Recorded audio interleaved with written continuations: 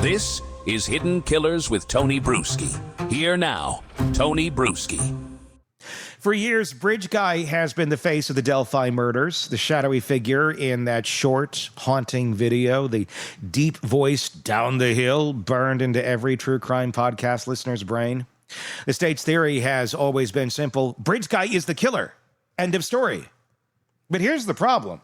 No one ever really proved that. Not in court, not in discovery, not in any way that ties that figure directly to the murders.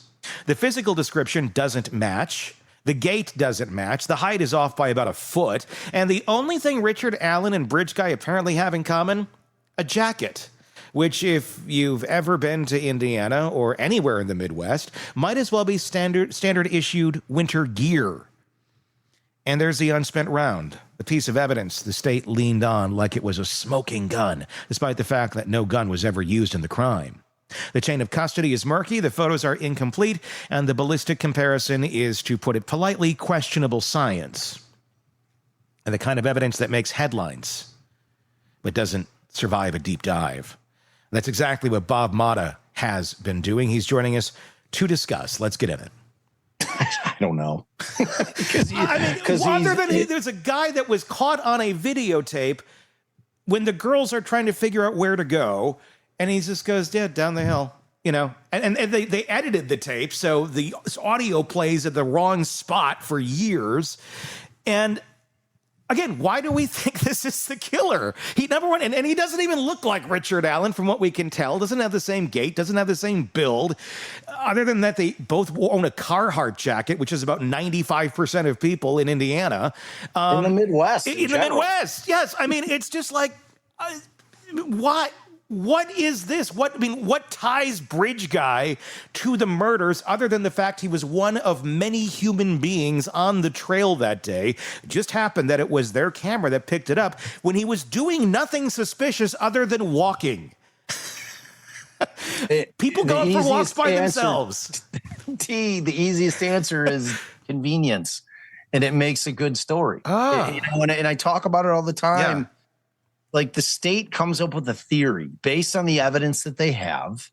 You've got some cops, and then you've got a prosecutor that look at it, and they come up with a theory. Yeah. And they're like, okay, well, early on when they recovered Libby's phone and they found this 46-second video, they're like, oh my God, like that's got to be the guy that killed her. Yeah. Killed the girls, you know? So like that's their mindset immediately. And they operate from that point forward under the mindset that that's the guy. I also, you know? And it's like, sorry to interrupt you, but it's like that concept of hearing what you want to hear when you're listening to something. It's like them trying to claim that they hear a gun racking in that video, which I have watched 1 million times. Yeah. And they're walking over like those little quartz gravel rocks that they always put on train tracks, sticks, all kinds of leaves, refuse. For them to say that that's just like, that's just you hearing what you need to hear in your mind saying, oh yeah, you're hearing that, because objectively, if you listen to it, there is no way in hell that you can hear any kind of gun racking, you know, I like it, and all the other things that they're claiming that they claim at trial that they think that they hear this guy say, you know, is like, it's all debatable, because that concept of hearing what you want to hear is a real thing. You know, your brain will function that way. And it's just, you know, my biggest takeaway has always been, Tony, that Richard Allen is between 5'4", 5'5". When you see this dude in real life, he is the first thing that you're going to say. And I've been saying this for 2 years since the first time I laid eyes on him.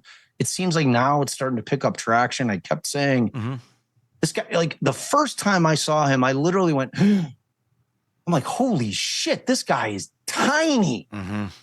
Like he stood 5-6 inches shorter than every other male in that entire courtroom. The first thing that you were going to say when describing him is he's really short. So when you have these people who were the witnesses who testified at trial and who they included in their probable cause affidavit, all giving varying descriptions, none of which come even remotely close physically to describing Richard Allen. But my biggest takeaway is that not one of them, not one person said he was really short. Yeah. And like he's that short to where if you were asked to describe him, that would be the first thing that you'd say about him.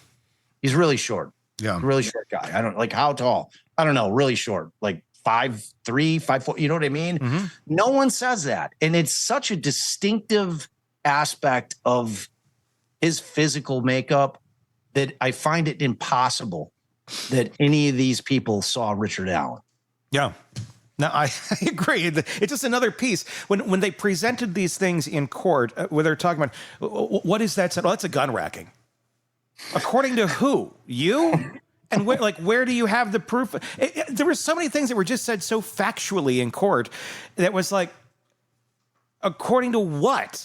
Like what? That's is this how your it opinion? is. Like, I mean, it's just. And I also reject this one too. And this is in no way, in any way, anything negative towards those girls, but it's the narrative that these girls saw their lives were about to end and they were about to be attacked by this guy, which clearly is not what's happening in the video, that they thought well enough to go and start videotaping him. That's not why they're videotaping. They're videotaping because they're preteen girls and they like to videotape.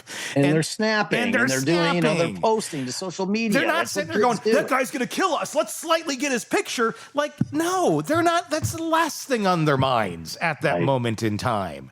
It wasn't like let's get this so that somebody finds our bodies and we have the killer on camera. But again, man, that is what the job of a prosecutor is. I mean, any trial that you watch, like they're not speaking in what ifs, right? Like when you're watching a trial and the prosecutor's saying, this person did this, they're pointing at him in court. This person is a murderer. This person committed these heinous crimes.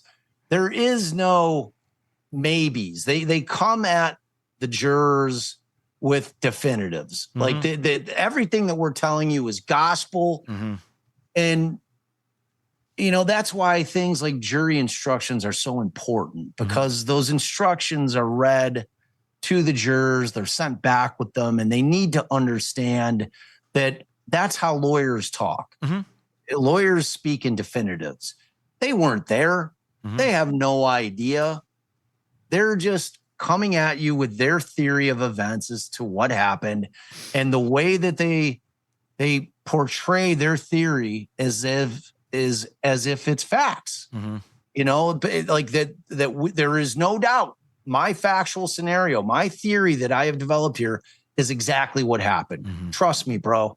Yeah. And so I mean, that's just how lawyers sell the case. Yeah.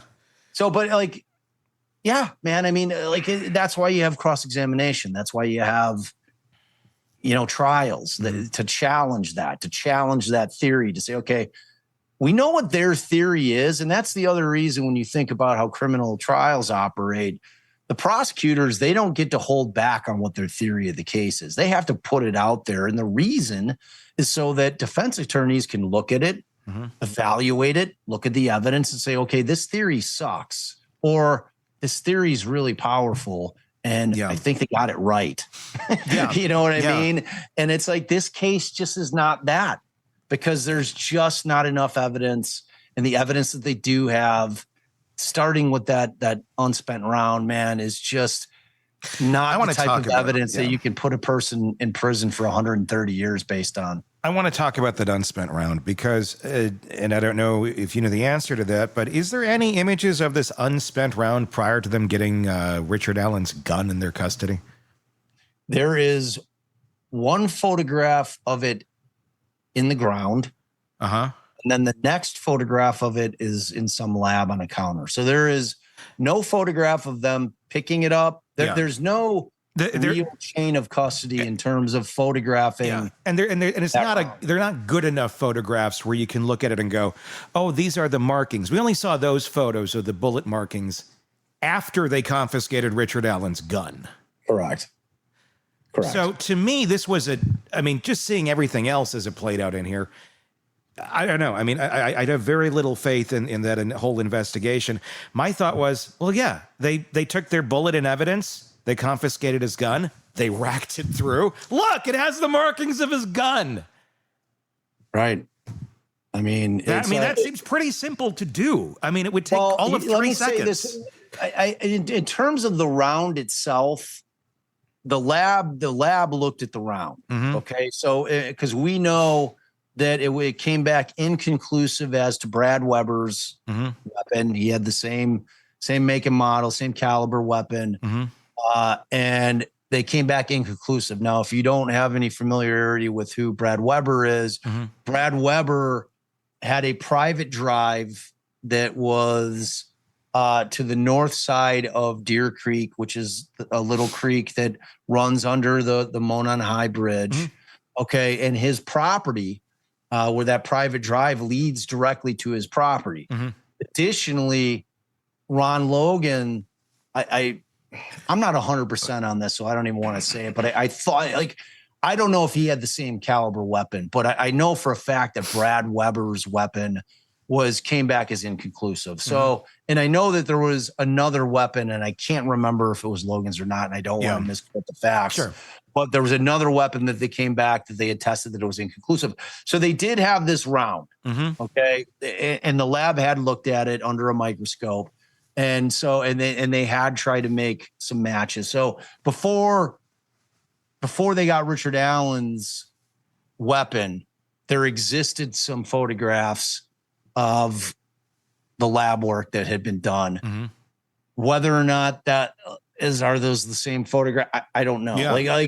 That's a much different conversation. That's where chain of custody comes in, and then you're also relying on who's giving you that information as to, well, was this doctored? And the motive of the state to get a conviction on a case that's 5 years cold. Yeah.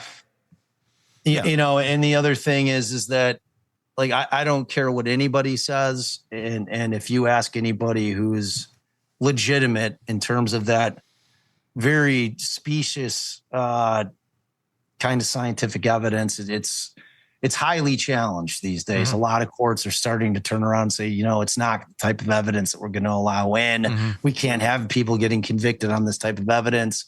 It's just not sound enough. Yeah. But the bottom line is that she could not reproduce marks that came anywhere near to what she needed to be able to even make a comparison by just racking his weapon. Yeah. So what that tells you is that she wasn't able to duplicate those marks with what they're saying happened to that round, which was the gun was racked and it ejected out. Yeah.